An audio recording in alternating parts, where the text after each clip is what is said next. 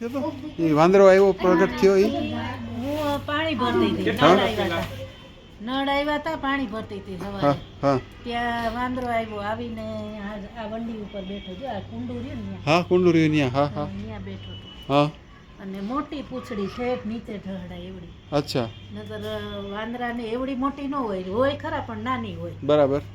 પણ આને તો એકદમ મોટી એટલે મને એવું લાગ્યું કે હનુમાનજી પોતે જ છે અરે વાહ અચ્છા અને આમ જોવે એવી રીતે પાછા આકડાના ઝાડ આગળ ગયા જો ઓલું આકડાનું ઝાડ રહ્યું ને હા હા હા ત્યાં ગયા ત્યાંથી ફૂલ તોડ્યા ને મને દેખાડ્યા લે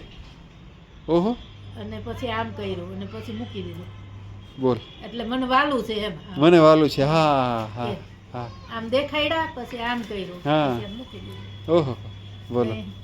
પછી મેં મારા છોકરાને બોલાવ્યો અંદરથી જલ્દી કીધું તું હાલ અને એકાદો ફોટો તો પાડ હા દર્શન કર અને હા દર્શન થાય અને હું તો ઘાંઘી થઈ ગઈ મેં કીધું શું દઉં ભગવાનને બરાબર ફ્રીજમાં જોવા ગઈ તો દાંડી ગેલી જેવી થઈ ગઈ તો કાંઈ હુજે નહીં હું દેવું ઈ અરે વાહ જી જી પછી ફરસાણ હતું થોડુંક તો ઈ મોઢા આગળ દીધું તો ખાધું એને પછી આ બાજુ અહીંયા બેઠા હા આ ટોડલા ઉપર હા આ બોર્ડ રહ્યું ને હાજી હાજી હા હા બોર્ડ છે ને હા હા એની ઉપર બેઠા અચ્છા પછી પૂંછડી છે થાય નીચે એનો ફોટો પાડ્યો છે અરે વાહ બહુ સરસ યાદી રહી ને યાદી રહી હા ભગવાનની યાદી બરાબર પછી આમ ગયા હા અને આમ આ ચાલુ હતા કોતર તો ત્યાં કણે એક ભાઈ આમ હુંડલી લઈને જતો તો આ બધા બિચારા કામ કરતા હોય એ તો કરતા જ હોય ને હા એટલે કંઈક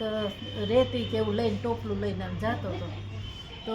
એ આડો આવ્યો ને એટલે એને આમ કરીને આમ કર્યું અચ્છા વાહ એમ કે આડા કેમ આવ્યા મારે જવું છે એમ હા વાહ અમે દાંત કાઢી આ બારીમાંથી દેખાય જો અચ્છા આ બારી રહી હા હા હા હા ત્યાંથી દેખાય વાહ વાહ બહુ સરસ બહુ સરસ ઠેઠ સુધી જોયું ચૈત્રી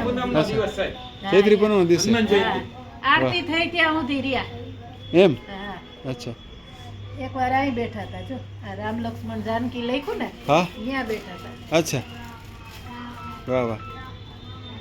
ઈ અરે ચૈત્રી પૂનમ ને દી બે ત્રણ વખત આવી ગયા ચૈત્રી પૂનમ દિવસે અચ્છા બહુ સરસ એટલે એના પરચા તો છે જ અચ્છા